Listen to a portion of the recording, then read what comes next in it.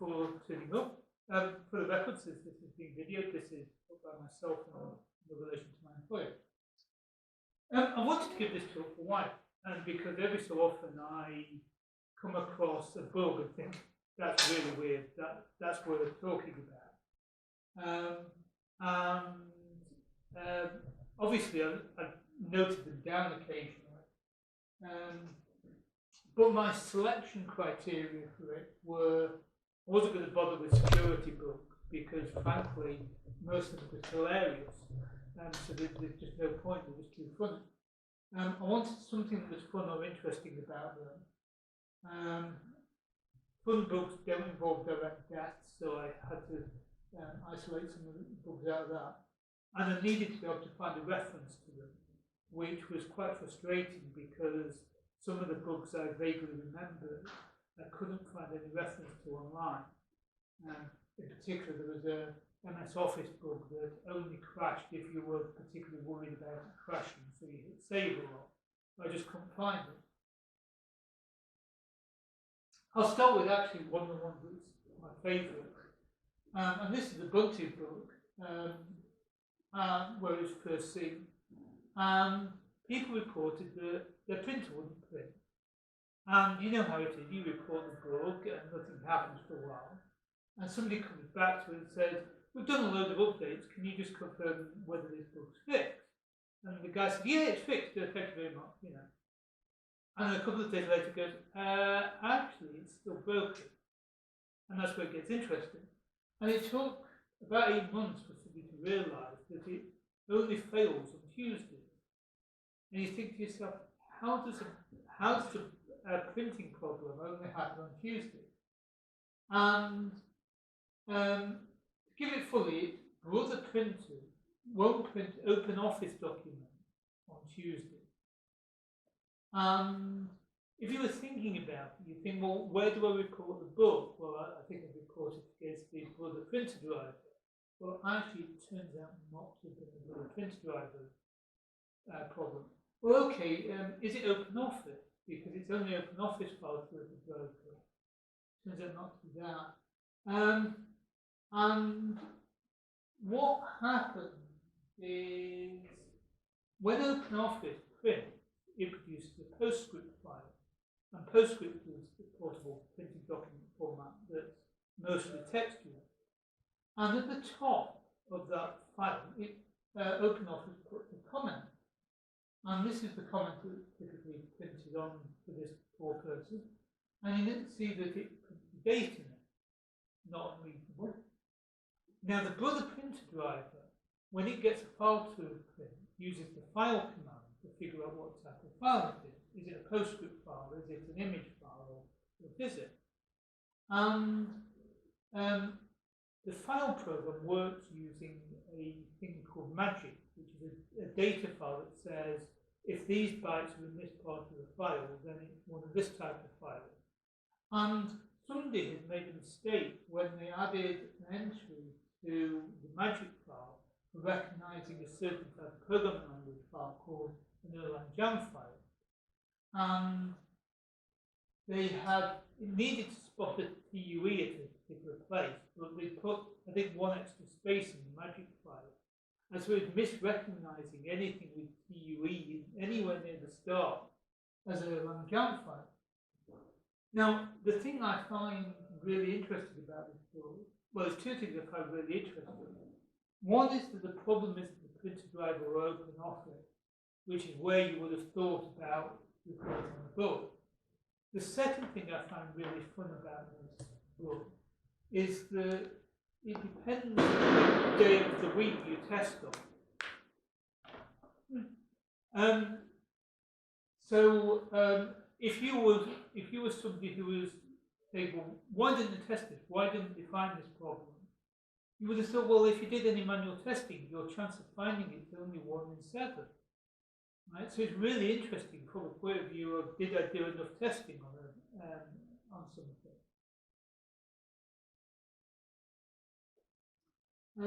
This next book, when you're in a graphical desktop, somebody noticed that Linux still woke up every so often to flash the blinking cursor that's on the text console. Now, what this was doing was using power. So you were sitting on a laptop just at a static screen like this, and every so often the CPU was waking up just to see whether it needed to flash the blinking cursor that you couldn't see because you were in the desktop. And actually, this talk is from a 2007 talk by the person who spotted it, and there's a whole bunch of other really silly kernel user line screw-ups in that. And the thing I really like about this is, I mean, it's just a power saving tool. You never actually notice it as something that goes wrong. So from a point of view of a bulb, you go, working okay. But it's using quite a bit of power. So it's a bug that you can't see, which is kind of nice.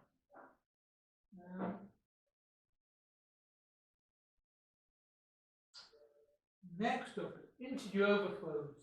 Now, the typical integer on a computer, whole number is 2 to the 32 or 2 to the 64 bits inside. Now, 2 to the 32 is about 4 billion.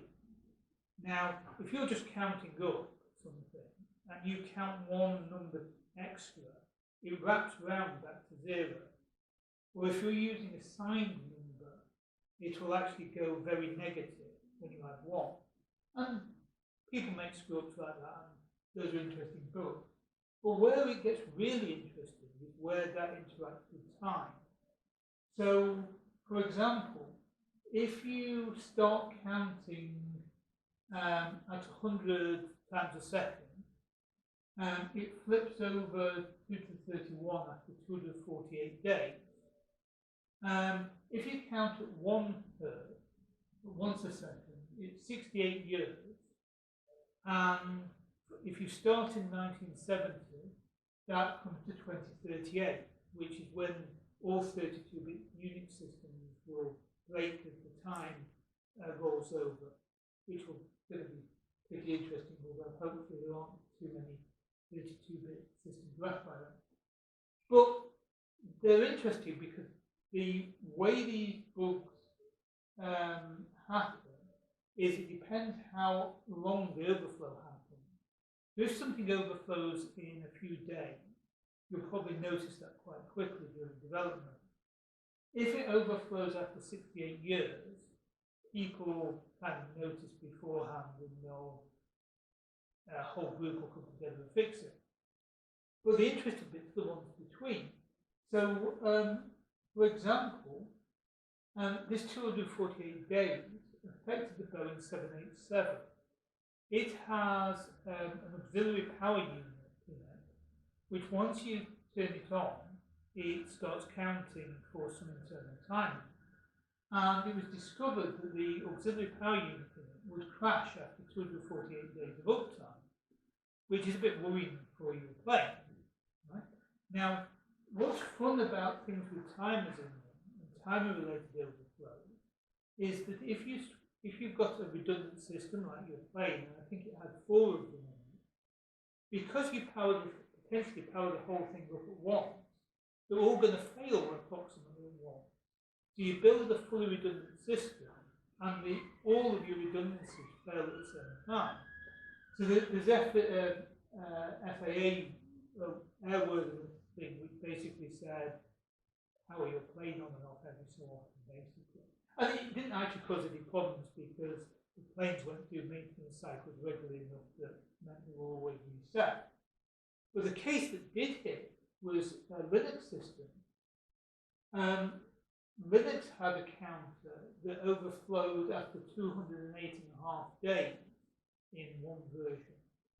And I think that was a calculation based in picoseconds.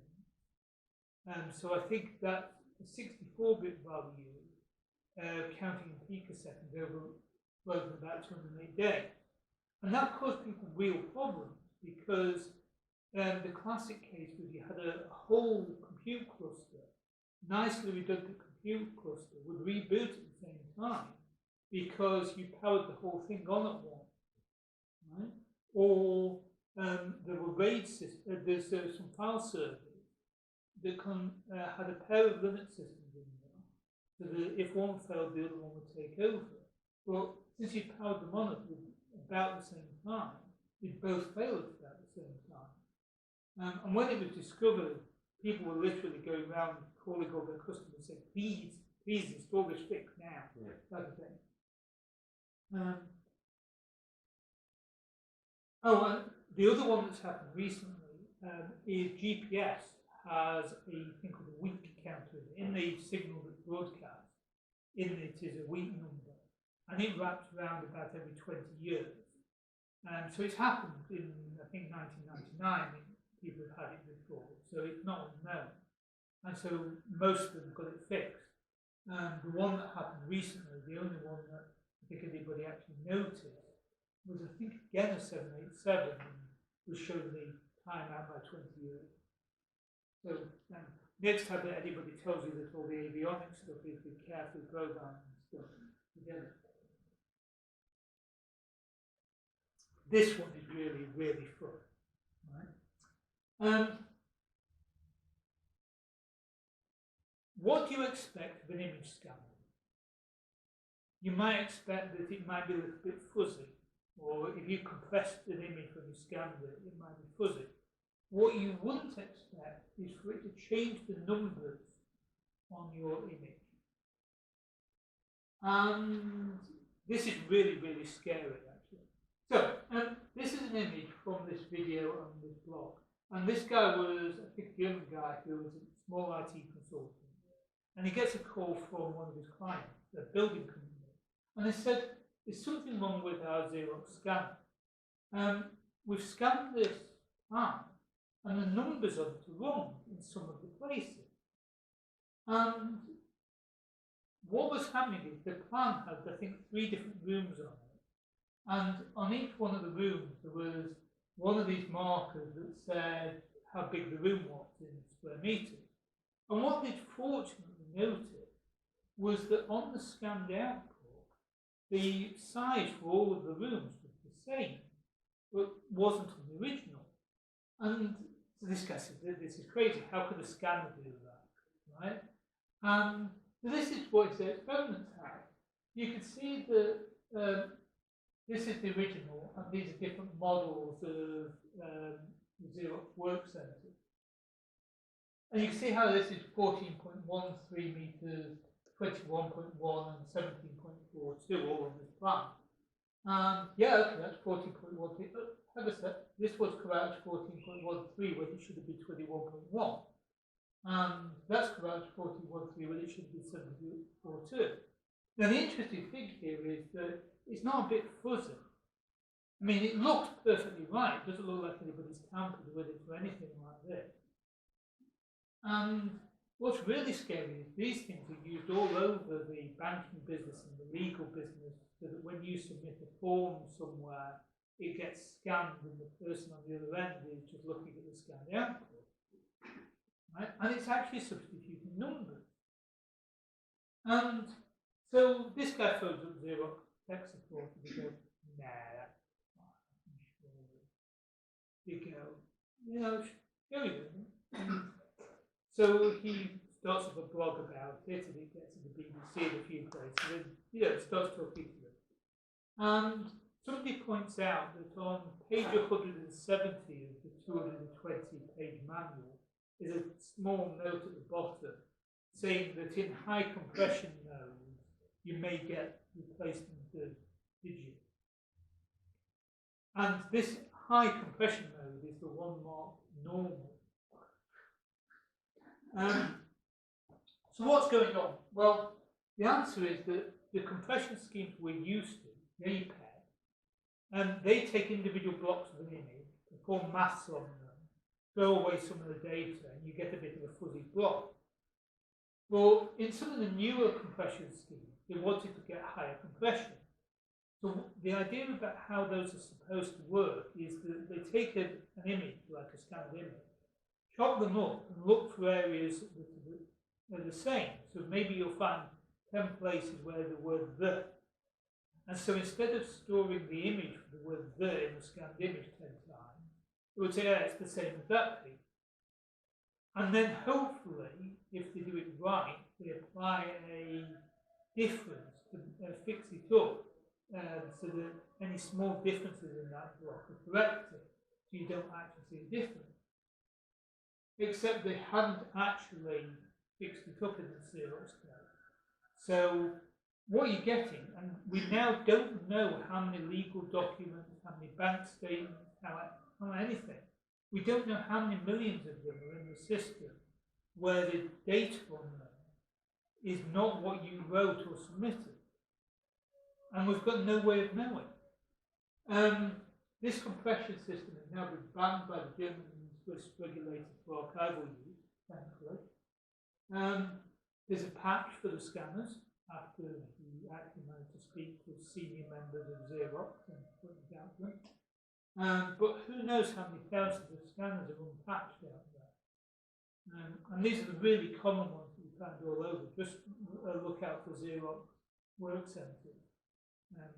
But yeah, it's a few years old, so the newer ones are probably okay now.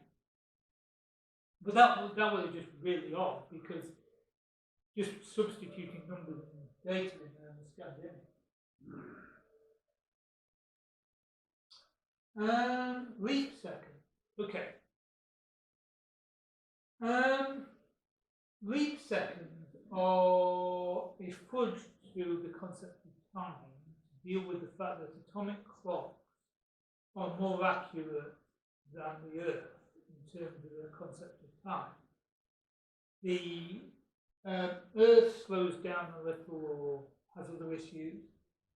So every so often somebody said we'd better add another second to the concept of time as we represent it.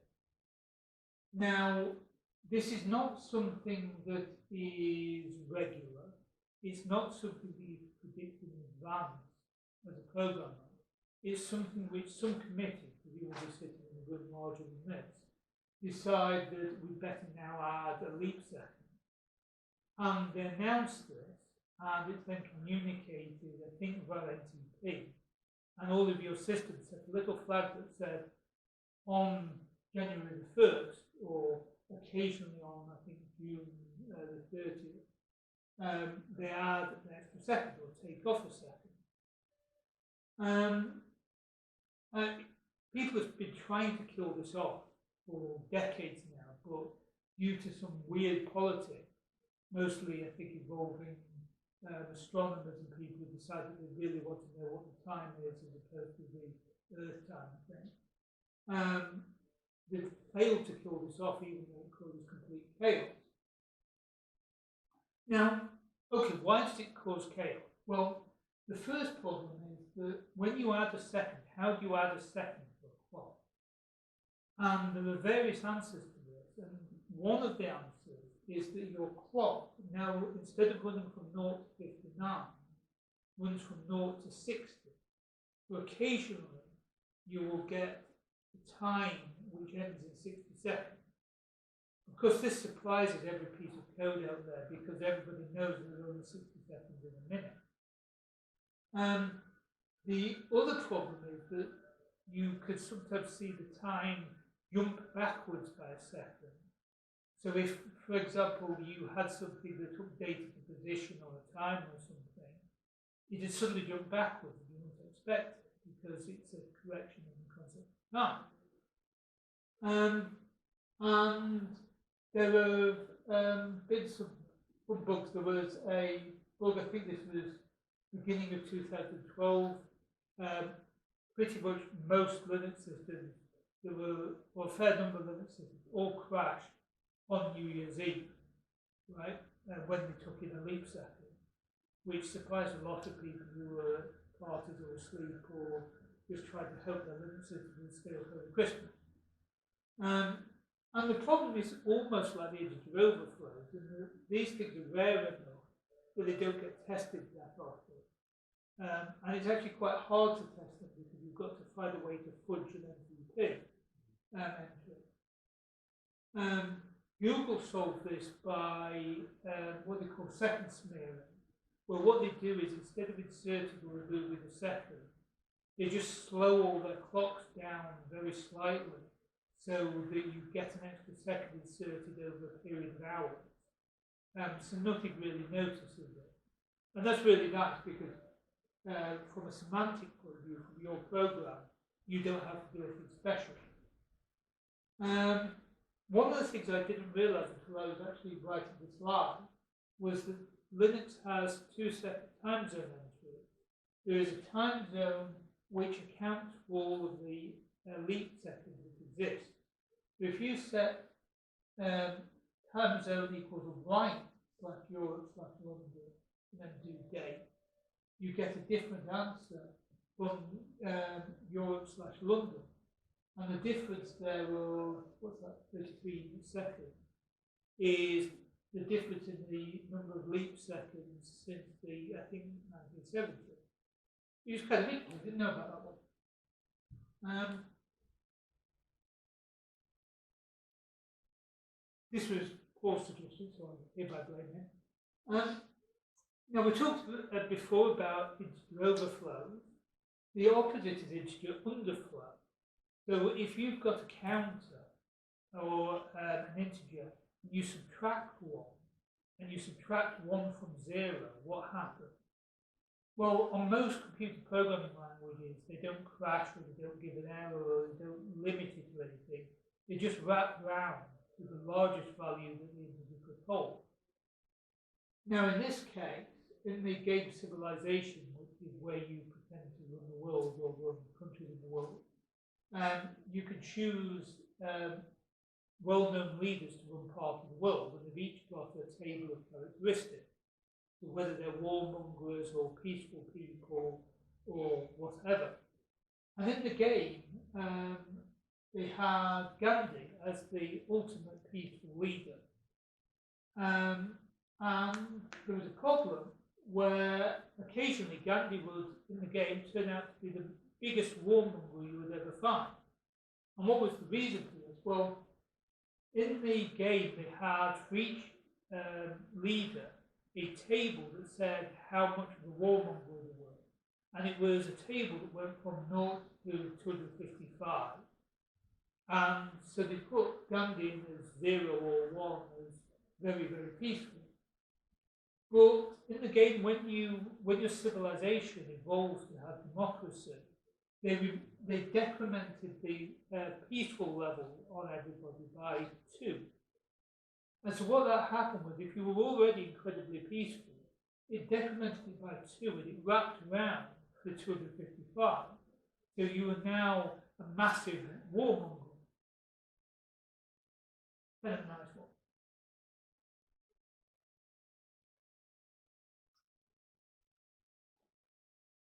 Now, what is the most dangerous Linux or Unix command you can think of? rm-rf, remove recursively false. Now, you would think that people would remember this as a nice dangerous command and be very, very, very, very, very, very careful about it. But people screw up. In this case, this is an uninstallation script for the Steam game system. And you can see that what they've got is rm-rf $steamroot/start. So delete everything of wherever we installed it. Which is perfectly fine until you have some type of screw up that means that steamroot is empty. So if steamroot is empty, that just becomes rm-rf/start and deletes everything. Or actually, if it's run as a user, it ends up just deleting stuff in your directory. But still, it's not very pleasant. The other similar case, which was in the driver package for Bumblebee, is what happens if you put a space in. So if you look over there, there's a space between the /user and the /lib blah blah blah. So what that becomes is, so you've deleted the whole /user, which is very unpleasant. And it is a really nice example of, well, I suppose, how delicate Linux shell scripts can be, and also how careful you should be when deleting stuff. What's that minus you preventing that first one? The set my machine, the one that basically says if you haven't defined a variable, crash, basically. I don't know. Could have done, although I suppose it depends how it got set. Yeah. Yeah, if you had a string, then it wouldn't help you. But if it's not been set before, it would. It'd probably crash it, yeah. Because I set that on all my shelves, but mine is here, my machine. Well, that's It useful. stops lots of things like forgetting to set a variable. It just goes where you haven't set it. It's like use strict in Perl or something like that, where it just goes, you haven't defined it, so I'm not going to do anything. It's useful. Okay, for a modern one, AI, or should I say deep learning, a lot of cars and other systems these days are using what is now known as deep learning. And these are the things that, for example, spot street signs. Other examples are spotting street signs, spotting lane turning, spotting the lane dashes on floor, or face recognition, as the police are now trying to use. But the problem is, all of these systems are not intelligent in any way. Neither do they recognize things in the same way that you or I do. In the sense that when you look at a sign like this, you go, well, it's big and red, it says stop in the middle, and it's octagonal with a white border. Now, as a driver, which I'm not, you look at that and you probably spot that within a fraction of a second, probably due to the fact that it's vaguely red shape, you go, oh, yeah, it's a stop sign. But it turns out that when you train deep learning systems, they are not recognizing them in the way that you might expect. What they're tending to do is they're tending to spot particular patterns of pixels in the images. And if you just nudge around with a few of those pixels, you can find that it doesn't recognize it anymore because it's overly concentrated itself on the colour red over there, or just exactly what happens at that particular shade at that point. So what people have found is you can take images, slightly manipulate the image, and the system doesn't recognise it anymore, or now recognise it with a high probability that it's something else. And this one from that paper is examples where just putting stickers in a few places on the sign makes it misrecognise it. Now, there's lots and lots of funny examples on the web of where this is wrong, misrecognising pandas as something else, or recognising street signs. There's also an example where somebody put white tape in the right place on the floor and one of the cars misrecognised the lane. What's really interesting about this is that the failures of these systems is not, they don't fail in the way that you or I would expect the computer system to fail. I mean, for example, if you said that it didn't recognise the sign at all, okay, making it think that it's a different type of sign is much scarier. Making it fail with even small things like that is surprising. You could imagine maybe if it was muddy or maybe if it was covered over or something, you'd make it fail. And that's quite interesting in terms of teaching politicians and teaching lawmakers the ways in which to use deep learning systems, because the way that they'll fail is counterintuitive.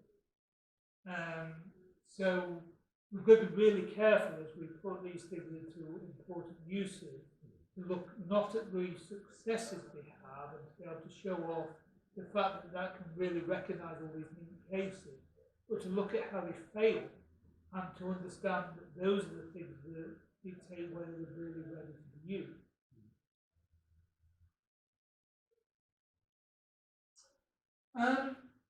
Cascading failures. Things fail, let's face it. And you often build systems with simple rules in them. So, for example, In the case of the Amazon AWS one here, the rule was something like if you had a network disconnection, the server would reconnect and download a list of, I think, the new database masters or something. In the case of blackouts, you have things like power limits that say if your generator, if there's no load on the generator will cut out. Or if there's too much load, you trip and you cut that power line off. But what happens when you connect thousands of systems together, all of which have simple rules like this? And the outcome is often not what you might expect. In the case of the US blackout of 2003, a large area of the northeast of the country, New York and all of those areas, were out for many hours due to what in the end started as a trip of two major power lines. So there were bad trips, but it shouldn't have taken out that much area for that long. And if you look at the report and the data on it, it's truly scary. They've got graphs showing the amount of power running along some of the major backbones, and they're literally swinging back and forward, 2 gigawatt going that way, and a second or two later, the 2 gigawatt going that way, right? And the type of things that were happening were you'd have a power line go out, so all of the generators on that side would cut off because there was nowhere for their power to go. But then you'd have the situation where there was no generation available over there because it all cut off. So you'd suddenly send power in that direction from somewhere else. And they keep swinging back and forward like this. That was made worse by the fact that one of the alarm systems in use in the control room failed in such a way that the operators didn't see a whole bunch of new failures coming in. So the operators who were trying to fix it couldn't actually see when more power lines failed and things. So they were making corrective actions without noticing other things they had to deal with. So while you might say, well, okay, this was originally caused by the guys not maintaining the trees underneath the power lines properly, and that's why 2 of the power lines tripped on one day. That really shouldn't have caused that big an issue. The Amazon DynamoDB one is kind of fun. They had a really short network blip, and that took out a major part of the Amazon systems for quite a few hours, or quite a while. And the problem they had was their rule, which was when your network disconnected, your database servers had to check for some type of data, some membership data, caused all of these servers to check in with the system all at once because of the small network group. And that, combined with the fact that a change they made a little while ago meant that these lists that they were checking in for had now grown bigger and bigger, meant that that whole process timed down. And then the problems we had was, as you often find in these cloud systems, the systems they used to maintain these systems depended on their own system. So actually they had so much of the system that was out, it then became hard for them to repair it. And I thoroughly recommend reading Amazon's and Google's root cause analysis of when they have failures, because they're really interesting in showing how big things go wrong. And one of the other names for this is emergent behaviour. So this is where you combine a load of small rules together in a large quantity and go to what happened. And it's very rarely obvious. It's really interesting watching people like Amazon and Google respond to them. For example, in one of those, I don't know whether it was that Amazon call or the recent Google one, it was something like 2 o'clock in the morning, and they phoned somebody up and said, we need you to ship more servers in from one of our other data centers so we can get enough servers on site, provide enough load to be able to then recover them. just being able to do that recovery is interesting. This is my last main one. This is a fairly well known one. This is Mars Climate Orbiter, which was a Mars probe that crashed into Mars, as most of them do, due to a mismatch between US standard units and metric units. Incidentally, I believe this isn't imperial units, this is actually a different set of non-metric units. These are, I believe, pound for second, as opposed to Newton second. And one of the systems, I think this was made by one of the contractors, was producing force measurement in one of them, and the NASA system was expecting Newton second from it. And the net result of it, when it ended up in the Mars atmosphere, it was about 50 kilometers too low, and just ploughed into the surface. Now, obviously, this is a fun book in that it wrote off a few $100 million worth of equipment in a fraction of a second due to somebody still using ancient units and not communicating with that. But the other interesting thing about it is that in a lot of places where computers communicate, they just use numbers. Well, there's nothing actually that checks that the number matches the thing that the person interpreting the number expects. So other examples are network systems that work in bytes per second as opposed to megabytes a second, or bits per second, or have you got the receive and the transmit counters the right way around? There's lots of these cases where you have numerical values that are misinterpreted. You could really screw up as well if you didn't agree your end units. Oh yeah, you get. I mean, I know there is a standard that you convert everything to one. No, there's at least 3 standards about where you convert things to. So yeah, you definitely get things like that. But the thing with end units is normally the values are so wrong. It's obvious. The classic case of end unit screw-ups is you get them in graphics quite often, and so you often see things that are with blue and red swap, or blue and green swap. You see those, but yeah. Now for the last slide, this is more a general class of books. Python books are kind of a jokey thing of what a programmer will call something that goes away as you try and debug it. And they really exist, right? It's really not unusual for a bug to go away as soon as you get out a debugger on it. Or as soon as you recompile the bug, recompile the program you're testing with debug flags.